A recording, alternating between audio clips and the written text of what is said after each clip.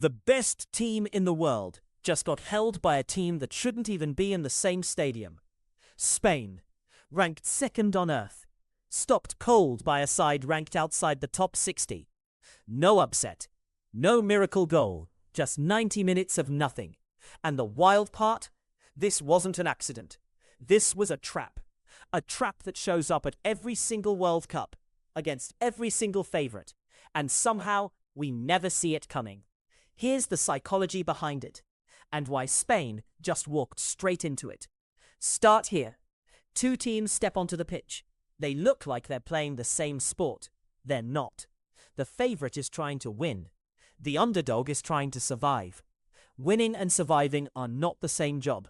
Winning takes creativity. It takes risk. It takes someone doing something nobody expected.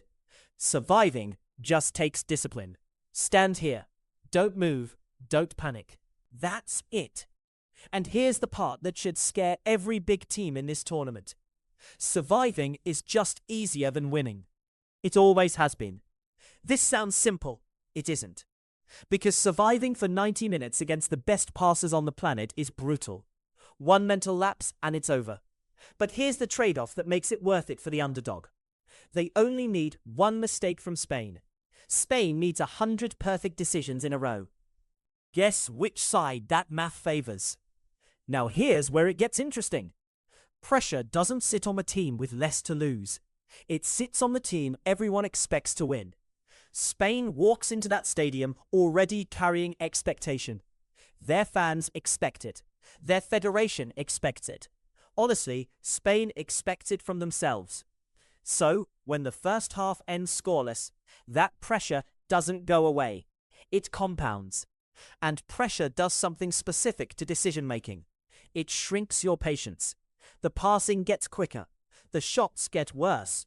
The good options get ignored because someone wants to be the hero right now instead of in 5 minutes. You watch this happen in real time, and it's almost painful because you can see the exact moment a calm team turns into an anxious one. Meanwhile, the underdog feels none of that. Nobody expected them to win, so there's nothing to protect. No reputation on the line. That's not a small advantage. That is honestly one of the biggest psychological edges in sport. Fear of failure changes how your brain processes a final pass. No fear of failure means you just play. Here's the stat that tells the whole story without needing any explanation. Spain controlled close to 70% of the ball. They strung together passing sequences most teams couldn't dream of, and they still didn't score. Possession looks like control. It is not control. It's just ownership of the ball in front of a door that refuses to open. You can hold the ball forever. It doesn't matter if there's no space behind it. And that's the actual mechanism here, the thing nobody explains clearly enough. Spain's whole identity is built on movement. Quick passing drags defenders out of position, opens gaps, creates chances. But that only works if the defense is willing to move. A team that's purely focused on not losing doesn't move. They hold their shape like it's the only job they have, because honestly, right now, it is. No movement means no gaps. No gaps means the prettiest passing sequence in the world goes absolutely nowhere. If you think this only happens to Spain, it doesn't. This is a pattern, not a coincidence. Favorites have been falling into this exact trap for decades, at World Cup after World Cup, because the formula never changes. Big reputation, big expectation, big pressure. And on the other side, a team with nothing to lose, playing with the kind of freedom that pressure simply cannot buy. That's why the Giants slicks. Not because they got worse, because the trap got better. So here's the one sentence that explains everything you just watched. The favorite isn't usually beaten by a better team. They're beaten by their own fear of losing.